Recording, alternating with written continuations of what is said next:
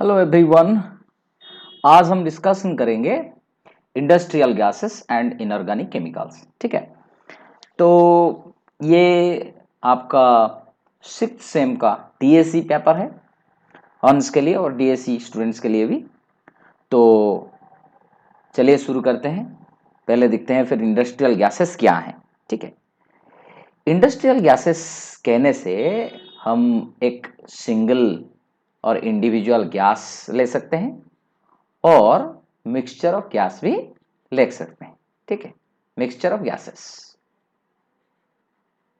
ठीक है, ये mixture of gases ambient temperature में, ठीक है, एम्बिएंट टेम्परेचर मतलब room temperature, we can say ambient temperature and pressure अगर बोलें तो 1 atmospheric pressure and normally 25 degree centigrade को हम समझते हैं। इसी टेम्परेचर में अगर कोई गैस और मिक्सचर ऑफ गैसेस बस वही गैसियस स्टेट में रहता है, गैसियस स्टेट में रहते हो तो, और वो गैसेस स्पेसिफिकली इंडस्ट्री के लिए बना हो तो, और इंडस्ट्री के लिए सप्लाई हो रहा हो तो इसको हम बोलेंगे इंडस्ट्रियल गैसेस। ठीक है, पूरा ये जो चीज का मैं नोट्स बना के दे दूंगा, ये जो हमारा डिस्क्रिप्शन सेक्शन में इसका लिंक दे दूंगा, लिंक से तुम डाउनलोड कर पाओगे। ठीक है, चलिए देखते हैं फिर क्लासिफिकेशन कैसे करते हैं। ठीक है, जो इंडस्ट्रियल गैसेस को हम कैसे क्लासिफिकेशन करते हैं। एक्चुअली जो क्लासिफिकेशन है इंडस्ट्रियल गैसेस का यूज को देख के, कौन से फील्ड में यूज होता है, कैसे यूज होता है, इसे देख के हम क्लासिफिकेशन किए हैं। ठीक है, medical gases,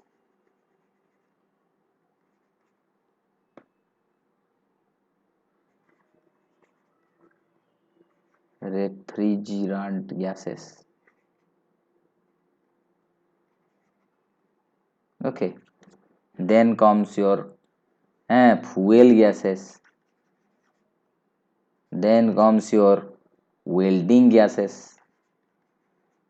okay, then comes your breathing gases. Okay, so these are certain classification of industrial gases. चलिए देखते हैं एलिमेंटल गैस फिर क्या है। फिर हम लेंगे एलिमेंटल गैसेस। क्या है एलिमेंटल गैसेस बाबा? अगर कोई गैसेस एलिमेंट्स हो, एलिमेंट जैसे कि हम पता है सेम एटम से कोई गैस बना हो तो इसको बोलेंगे elements, including all noble gases also, because they are also elements, noble gases. अगर ये सब गैसेस हाइड्रोजन हैं, ऑक्सीजन, नाइट्रोजन, फ्लोरीन, ये सब गैसेस अगर नेचर से बना हो और नेचर से मिलता हो तो ऐसे गैसेस को हम बोलते हैं एलिमेंटल गैसेस। ठीक है, ओके। फिर क्या लेंगे, और एक प्रकार का क्लासिफिकेशन जैसे लिक्विफाइड गैसेस। नेक्स्ट आता है लिक्विफाइड गैसेस। ये क्या है?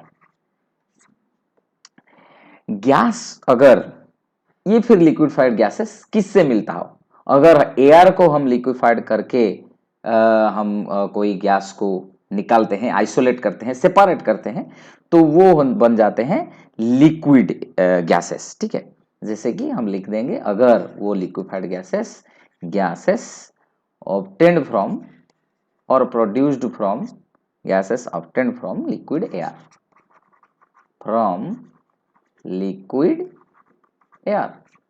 ओके, जैसे कि एग्जाम्पल्स तो क्या है इसका, जैसे कि हम बोल सकते हैं लिक्विड नाइट्रोजन। क्या है ये? Liquid nitrogen. जैसे कि liquid oxygen, locks, liquid oxygen. जैसे कि लिक्विड आर्गन। ओके, ये बन गया क्या, एयर को लिक्विफाई करके फिर हम सेपरेट करते हैं गैस, तो ये बन जाते हैं liquid nitrogen, oxygen, liquid argon. और क्या सोर्स है, अगर हम वही liquefied gases from other source लेंगे, फ्रॉम अदर सोर्सेस, जैसे कि हम बोलेंगे liquid carbon dioxide, liquid carbon dioxide, liquid hydrogen, liquid helium, ठीक है। ये सब गलत गया आपका लिक्विड सोर्स ऑफ एयर, ठीक है। जैसे कि हम बोल सकते हैं हाइड्रोकार्बन फीडस्टॉक से, और एक ले सकते हैं from hydrocarbon feedstock, hydrocarbon feedstock से हम जैसे कि लिख सकते हैं liquefied natural gas, okay, liquefied petroleum gas, ये सब भी इस सेक्शन में आते हैं, ठीक है। ओके, फिर जाएंगे कंपाउंड गैस का है, ये एलिमेंटल गैस गए। अब हम डिस्कशन गए व्हाट आर कंपाउंड गैसेस, ठीक है। जैसे कि कंपाउंड से सिंपली वो एलिमेंट्स थे, ये हैं कंपाउंड्स, जैसे कि बोलेंगे अमोनिया, ठीक है, और फिर कार्बन डाइऑक्साइड, और फिर नाइट्रस ऑक्साइड, और फिर सल्फर हेक्साफ्लोराइड, और हम ले सकते हैं इथीन, ले सकते हैं इथेन, ब्यूटेन, हाइड्रोकार्बन सब ले सकते हैं, ठीक है। नाइट्रोजन ट्राइफ्लोराइड, ये जितने सारे गैस हैं जो इंडस्ट्री के लिए लगता हो, इसको हम बोलते हैं कंपाउंड गैसेस। अभी क्या देखेंगे, ये जो इंडस्ट्रियल गैसेस है किस किस एरिया में यूज होते हैं। सो हम हेडिंग लेंगे areas of use, areas of use of industrial gases, industrial gases, ठीक है। तो जैसे कि हो सकता है एरोसल प्रोपेलांट्स, एरोसॉल प्रोपेलांट्स, ठीक है, कूलांट,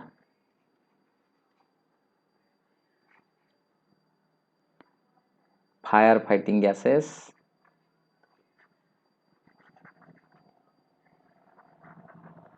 ठीक है, और लैबोरेटरी एंड इंस्ट्रूमेंटेशन में भी, लैबोरेटरी एंड इंस्ट्रूमेंटेशन, ऐसे बहुत सारे यूज, वेल्डिंग गैसेस हैं, लिफ्टिंग गैसेस, क्रायोजेनिक्स, बहुत ठंड टेम्परेचर में जो गैस का जरूरत होता है, इसको बोलते हैं हम क्रायोजेनिक्स, राइट। फिर आप जाएंगे manufacture of oxygen,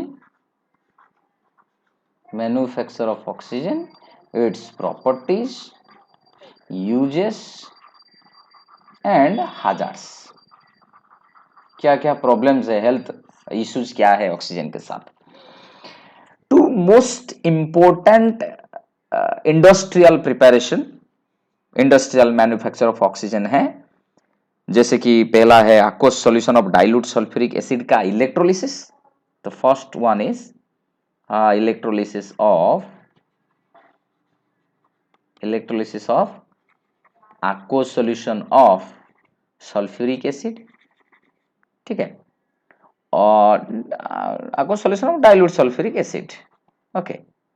And what we will discuss now is manufacture of liquid air, manufacture from liquid air, कैसे लिक्विड एयर से ऑक्सीजन को सेपरेट किया जाता है। जैसे कि हम फ्रैक्शनल डिस्टिलेशन और हमको पता है कि रेक्टिफाइंग कलम और फ्रैक्शनेटिंग कलम का यूज करके कैसे मिक्सचर ऑफ गैसेस को अलग किया जा सकता है। सो let us discuss how we separate nitrogen and oxygen from the mixture. Liquid air, ये है हमारा डिस्कशन का मैटर है। तो अभी क्या लेंगे हम, एयर, लिक्विड एयर लेंगे। ये लिक्विड एयर में ब्रॉडली ऑक्सीजन एंड नाइट्रोजन होते हैं, ठीक है। नाइट्रोजन बहुत वोलाटाइल है, क्यों वोलाटाइल है, नाइट्रोजन बहुत वोलाटाइल है क्योंकि इसका बॉइलिंग पॉइंट है, इसका बॉइलिंग पॉइंट है -196 डिग्री सेंटीग्रेड, एंड ऑक्सीजन का है थोड़ा ज़्यादा -183 डिग्री सेंटीग्रेड। इसीलिए इसका बॉइलिंग पॉइंट कम होने से ये पहले वेपोराइज होता है, ठीक है ना। और इस एडवांटेज को ध्यान में रखते हुए हम ऑक्सीजन से नाइट्रोजन को अलग कर सकते हैं, ठीक है। सो इसलिए हमको क्या जरूरत होता है, एक फ्रैक्शनेटिंग कॉलम का जरूरत होता है। बस इसको देख के, फ्रैक्शनेटिंग कॉलम क्या है, इधर रहता है टॉप लेवल से वोलाटाइल गैस का एग्जिट होने के लिए, ठीक है। इधर फ्रैक्शनेटिंग कॉलम मतलब ऐसे, ठीक है, बस बस कुछ इस तरह, मतलब ऐसे होने से क्या होगा, जो वोलाटाइल गैस होगा वो तो ऊपर जाएगा, थोड़ा जिसका बॉइलिंग पॉइंट ज़्यादा हो वो कंडेंस करके फिर नीचे चला जाएगा इसी सिस्टम में। इधर से क्या करेंगे हम, हीटेड गैस यानी liquid gas, liquid gas, liquid air को छोड़ेंगे जिसमें नाइट्रोजन और ऑक्सीजन है। नाइट्रोजन वोलाटाइल है, इधर ही नाइट्रोजन पहले अलग हो जाएगा और यहाँ नीचे और नीचे ऑक्सीजन कंडेंस होके आएगा। तो फिर हम from the bottom portion of the fractionating और रेक्टिफाइंग कॉलम ऑक्सीजन को अलग करके ले लेंगे, फिर इसको वेपोराइज करके प्योर ऑक्सीजन हम निकल सकेंगे, ठीक है। तो ये गया manufacture of oxygen from liquid air, ठीक है। इसका प्रॉपर्टीज क्या क्या है ऑक्सीजन का, देख लेंगे थोड़ा। प्रॉपर्टीज ऑफ ऑक्सीजन, ठीक है, जैसे कि ये कलरलेस है, colourless while in gaseous state, while in gaseous state में ये कलरलेस है। स्लाइटली हेवियर देन एयर,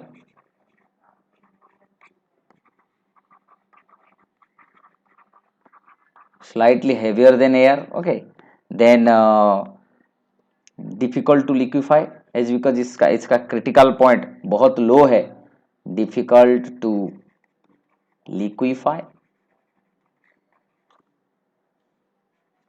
जैसे कि हमको पता है अगर मॉलिक्यूल के बीच रिपल्सन फोर्स हो तो उसी केस में हम लिक्विफाई नहीं कर सकते हैं, लेकिन जब लिक्विड हो जाता है गैसियस स्टेट में तो हम बोले कि ये कलरलेस है, इन लिक्विड स्टेट में लेकिन इसका कलर है ब्लू कलर, ठीक है।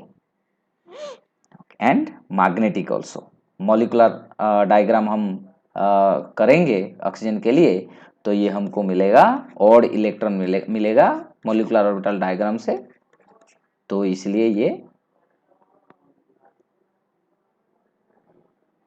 मैग्नेटिक है,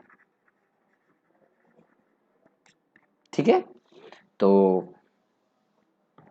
इसलिए हम देखेंगे इसका प्रॉपर्टीज, या let us discuss about the uses of oxygen. क्या क्या यूज हो सकता है, ऑक्सीजन कंबशन में जरूरत होता है और डाइजेशन में भी जरूरत होता है, बायोलॉजिकल यूज भी इसका है, ठीक है, ओके। जो डिजल्ड होके हैं ऑक्सीजन पानी में, डिजल्ड ऑक्सीजन जरूरत होता है किसके लिए, एक्वाटिक लाइफ्स के लिए, जो भी पानी में जीव वगैरह रहते हैं, aquatic lives, then as a component of anesthesia और anesthetic gas, component anesthetic gas जो ऑपरेशन के लिए अर्लियर स्टेज में एनेस्थेसिया यूज हो रहा था ऑपरेशन से पहले, N2O के साथ ऑक्सीजन को मिला के दिया जाता था, N2O एक एनेस्थेटिक गैस था, ठीक है। तो चलिए देखते हैं हाजार्ड्स क्या क्या है, मतलब ऑक्सीजन का प्रॉब्लम क्या है, हेल्थ इश्यू कब आ सकता है। हाजार्ड्स हेल्थ इश्यू से पहले एक्चुअली क्या हो सकता है, oxygen is highly flammable, so it should be handled with care, बहुत आसानी से आग लग जाता है। So it should be kept with care. Temperature and pressure should be monitored. Temperature and pressure should be monitored. ठीक है। स्पेशली बहुत ध्यान पर रखना होता है अगर एक वेसल से दूसरे वेसल को ट्रांसफर होता हो ऑक्सीजन। इसी टाइम पे क्या होता है, एक्चुअली एडियाबैटिक हीटिंग हो जाता है due to pressure variation. Pressure का वेरिएशन होने से एडियाबैटिक हीटिंग होता है जो कि आग का खतरा रहता है, इसलिए care must be taken. So it's all about your manufacture of oxygen properties, uses and hazards. Let us now discuss about nitrogen gas. It's an almost inert gas, as you know. It's due to its half-filled electronic configuration. So any three method, any important three method हमारा है nitrogen को prepare करने के लिए। तो पहला आता है from fractional distillation. Methods of preparation or industrial preparation of nitrogen by fractional distillation.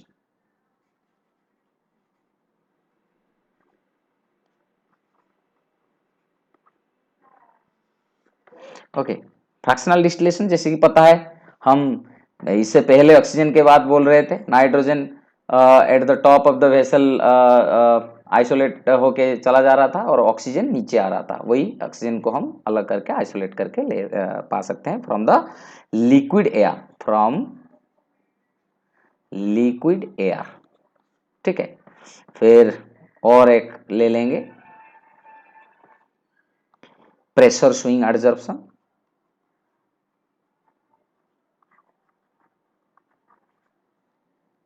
Pressure swing adsorption क्या है? प्रेशर स्विंग एडजॉर्प्शन, इधर एक एडजॉर्प्शन के लिए एक मटेरियल रहता है जो एक पर्टिकुलर गैस को क्या कर सकता है, एडजॉर्ब कर सकता है।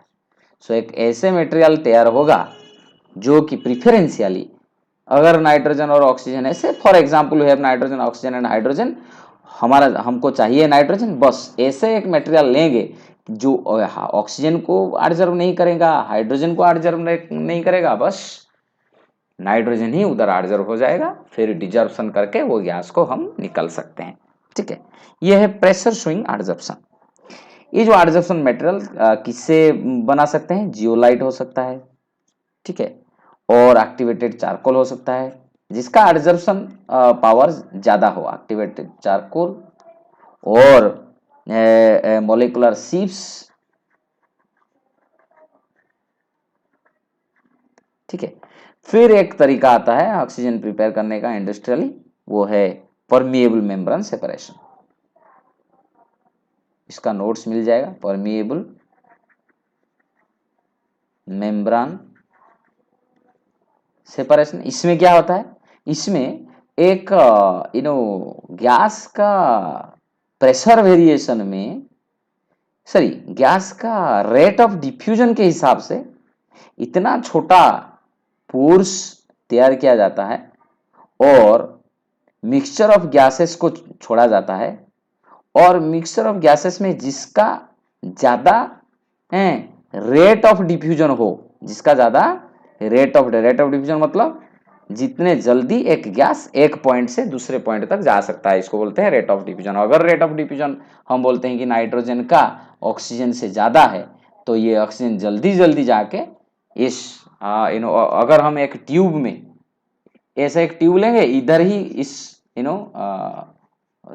परमिएबल मेम्ब्रेन रख लेंगे हर एक पर, अगर ये पूरा ट्यूब सारा ऐसा परमिएबल मेम्ब्रेन रहेंगे तो ये क्या हो जाएगा, धीरे धीरे गैस इस परमिएबल मेम्ब्रेन के थ्रू पास करेंगे, लेकिन जिसका रेट ऑफ डिफ्यूजन ज्यादा हो वो जल्दी ही जाके इधर एंड तक पहुंचेगा, जिधर से अगर नाइट्रोजन हो तो इसको हम आइसोलेट करके ले लेंगे। ये है परमिएबल मेम्ब्रेन, जो मेम्ब्रेन तैयार होता है पॉलीमरिक मेम्ब्रेन से। रेट ऑफ डिफ्यूजन को एडवांटेज लेके हम सेपरेट कर सकते हैं। ये गया मेथड 3। ठीक है, ये था method 3। So let us go to properties of nitrogen. Nitrogen properties तो हमको पता है, इसका बॉइलिंग पॉइंट है -196 degree centigrade, it's colourless, odorless, so it is diamagnetic, tasteless. Okay, what are the uses of nitrogen? Uses of nitrogen जैसे कि हम बोलेंगे to prepare fertilizers, to prepare fertilizers. Okay, फिर आता है in the preparation of ammonia, क्योंकि nitrogen hydrogen के साथ मिलके अमोनिया तैयार करता है हाइपर स्पेसिस में। और फिर to preserve foods as preservatives, ऐसे बहुत सारे यूजेस हैं। हाजर्ड्स क्या है ऑक्सीजन नाइट्रोजन का? हाजर्ड्स क्या क्या है? It's an irritant gas, it's an irritant. अगर इसको ज्यादा मात्रा में हम इनहेल कर लें तो ये क्या करता है, जो हमारा एयरवेज है बॉडी का, एयरवेज में क्या करता है, इन्फ्लामेशन लाता है। एयरवेज में इन्फ्लामेशन होने के कारण ऑक्सीजन ठीक तरह से पहुंच नहीं पाता है, जो कि दिक्कत लाता है। ठीक है, अगर जो नॉक्स गैसेस हम बोलते हैं, नॉक्स गैसेस क्या है? नॉक्स गैसेस नाइट्रोजन और ऑक्सीजन का किसी भी नंबर को बोलते हैं। Nitrogen dioxide, nitrogen tetroxide, x के जगह 2, 4 ऐसे कुछ नंबर हम लिख सकते हैं। ये है नॉक्स गैसेस। कैसे तैयार होता है? नाइट्रोजन अगर ऑक्सीजन के साथ मिलता हो, ऐसे बहुत सारे नॉक्स गैसेस, जैसे कि NO2 हो, फिर N2O4 हो, ऐसे कुछ गैसेस, बहुत सारे गैसेस तैयार होते हैं जो हेल्थ हजार्ड्स हैं। ये अगर इनहेलेशन हम करते हैं तो बहुत सारे हेल्थ इश्यूज आते हैं, हेल्थ हजार्ड्स। ठीक है, अगर नॉक्स गैसेस एटमॉस्फेयर में वाटर के साथ मिलता हो तो ये क्या करेगा? HNO3 दे देगा, नाइट्रिक एसिड दे देगा। अगर एटमॉस्फेयर में नाइट्रिक एसिड तैयार होता हो, वो रेन के साथ आएगा, क्या बन के? Acid rain. जैसे कि H2SO4, H2CO3, HNO3, ये सब आते हैं एटमॉस्फेयर में, तैयार होकर रहते हैं एसिड, और पानी में मिलके आते हैं, जो एसिड रेन का प्रॉब्लम होता है, इसको हम पता है। नेक्स्ट जाएंगे आज के क्लास का फाइनल गैस हमारा, and very important gas also, that is argon. इसका प्रिपरेशन, इसका इंडस्ट्रियल प्रिपरेशन, ठीक है, manufacture and uses, properties and hazards हम देखेंगे। आर्गन इंडस्ट्रियली हम कैसे प्रिपेयर कर सकते हैं? By fractional distillation from air, by fractional distillation of air. Step wise, step करके आगे बढ़ के हमको आर्गन मिल जाता है। पहले क्या होता है? Liquid air, fractional distillation of actually liquid air. ठीक है, ऐसे लिक्विड एयर से हम क्रायोजेनिक डिस्टिलेशन करके आर्गन को सेपरेट कर सकते हैं। अगर हम केलोग अमोनिया प्रोसेस में, next method is Kellogg ammonia production. Kellogg ammonia production में हम आर्गन निकाल सकते हैं। जो केलोग अमोनिया प्रिपरेशन में क्या होता है? नेचुरल गैस का यूज होता है। ये नेचुरल गैस में क्या क्या रहते हैं? नेचुरल गैसेस में synthetic gases like, natural gases में सिंथेटिक गैसेस लाइक क्या क्या होता है? Carbon monoxide, carbon dioxide, hydrogen, ETC, बहुत सारे गैस मिलके रहते हैं। अगर हम नाइट्रोजन ऐड कर दें किधर, ये जो मिक्सचर को, तो क्या हो जाएगा? नाइट्रोजन प्लस हाइड्रोजन मिलके अमोनिया दे देंगे। ठीक है ना? जो अमोनिया दे दिए उसमें ट्रेस अमाउंट में आर्गन भी रहता है।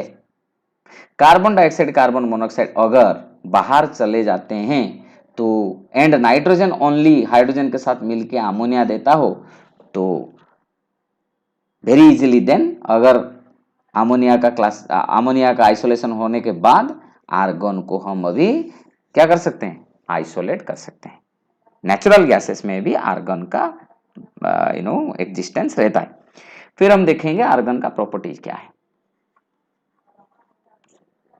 प्रॉपर्टीज ऑफ आर्गन क्या है, colourless, odourless, tasteless gas, non toxic लेकिन बहुत खतरा,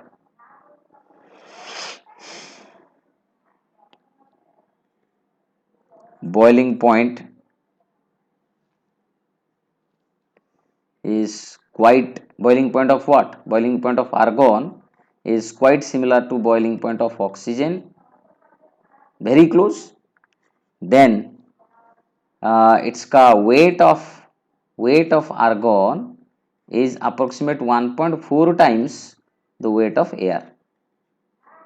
ठीक है, वो एयर का वेट से 1.4 टाइम्स गुना भारी अगर एयर के साथ हम आर्गन गैस का कंपैरिजन करें तो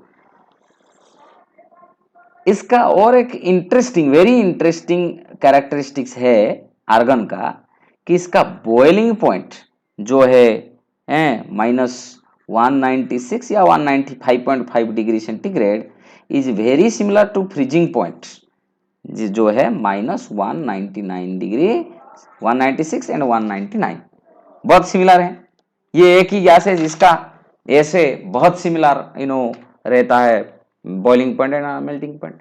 देन हम ले लेंगे यूजेस ऑफ आर्गन का यूजेस बहुत सारे हैं, दो चार हम डिस्कशन कर लेंगे। अगर किधर भी कंप्लीट इनॉट एटमॉस्फेयर हमको चाहिए तो हम क्या करेंगे, इनर्ट एटमॉस्फेयर में अगर ये एक वेसल है, इधर हम चाहते हैं कि कोई भी गैस ना हो तो इधर हम क्या करेंगे, आर्गन गैस पास करेंगे, विथ प्रेशर करेंगे तो जो अदर गैसेस उधर होगा वो रिप्लेस हो जाएंगे, ये गैसेस निकल जाएंगे, बस इधर आर्गन ही रह जाएगा, बस वो हो गया इनर्ट एटमॉस्फेयर। जो भी रिएक्शन करना हो इनर्ट एटमॉस्फेयर में हम कर सकते हैं। जैसे कि इसका थोड़ा एक्सटेंशन एप्लीकेशन क्या है, ये क्या करता है, it is used as shielding atmosphere, okay, for shielding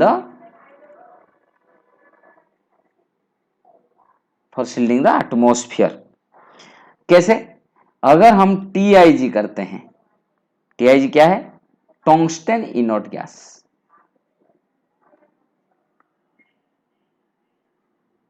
tungsten inert gas, और हम बोल सकते हैं गैस टंगस्टन आर्क वेल्डिंग, इसको बोलते हैं gas tungsten arc welding, TIG, जिसमें अगर टंगस्टन से लेके अगर कोई हमको वेल्डिंग करना हो और एक इनर्ट एटमॉस्फेयर का जरूरत होता हो तो हम क्या करेंगे, ऐसे आर्गन गैस को पास करके एक इनर्ट एटमॉस्फेयर तैयार करेंगे। ठीक उसी तरह मेटल इनर्ट गैस MIG जो है वो भी, इसको भी चाहिए inert atmosphere, metal inert gas, tungsten inert gas, ये है मेटल इनर्ट गैस। ठीक है, तो MIG में भी इनर्ट एटमॉस्फेयर का जरूरत है। और क्या क्या यूज है, अगर कार्बन में जो हम स्टील प्रिपरेशन करते हैं, ठीक है, इन स्टील प्रिपरेशन कार्बन का एक डेफिनेट परसेंटेज होना चाहिए। ये डेफिनेट परसेंटेज को मेंटेन करने के लिए argon gas is blown to the vessel reaction vessel where carbon और आयरन का सही मात्रा में कॉम्बिनेशन हो और स्टील प्रिपेयर हो सके। अगर मोल्टेन एल्यूमिनियम है ये मोल्टेन एल्यूमिनियम में से डिजॉल्व्ड हाइड्रोजन को निकालना हो तो अगर आर्गन गैस हम मोल्टेन एल्यूमिनियम के अंदर अलाउ करेंगे पास करने के लिए, जो डिजॉल्व्ड हाइड्रोजन होगा वो निकल जाएंगे, वो वेपोराइज हो जाएंगे। ठीक है, किधर ऑक्सीडेशन ना हो, हमको अगर चाहिए कि ये सब्सटेंस ऑक्सीडेशन ना करे तो वो सब्सटेंस को एक इनॉट एटमॉस्फेयर ऑफ आर्गन में रख सकते हैं। ठीक है, अब चलेंगे हाजर्स क्या क्या है। लगता है नॉन टॉक्सिक लेकिन बहुत भारी पड़ सकता है। It acts as an asphyxiant. क्या है एस्फिक्सिएंट? एक्चुअली कोई गैस अगर एटमॉस्फेयर से ऑक्सीजन को डिस्प्लेस कर दें, ऑक्सीजन को निकल के खुद कौन रह जाएगा? आर्गन रह जाएगा। आर्गन को लेके तो लाइफ सस्टेन नहीं कर पाएगा ना। तो अगर आर्गन जिधर हो, अगर जिधर आर्गन हो तो ध्यान से इसको रखना चाहिए क्योंकि वो लीक ना हो जाए। जिधर आर्गन होगा उधर ऑक्सीजन नहीं होगा, अगर ऑक्सीजन नहीं होगा तो लाइफ बच नहीं सकेगा। ठीक है, तो ज्यादा भी अगर कोई भी आर्गन बहुत सारे एक्सपोजर हो जाता है और इनहेल कर लेता है तो जैसे कि बहुत सारे हेल्थ प्रॉब्लम, डिजीनेस, नोसिया, सर घुमाना, वोमिटिंग करके डिजीज सब होते हैं। सो आज के लिए इतना ही। I hope you enjoyed the class. If you enjoyed the class, so I would like to have a subscription from you to my channel and share my video. Thank you so much. Keep on watching my video so that with greater interest I can bring such videos for you. Thank you so much. We'll discuss in the next class.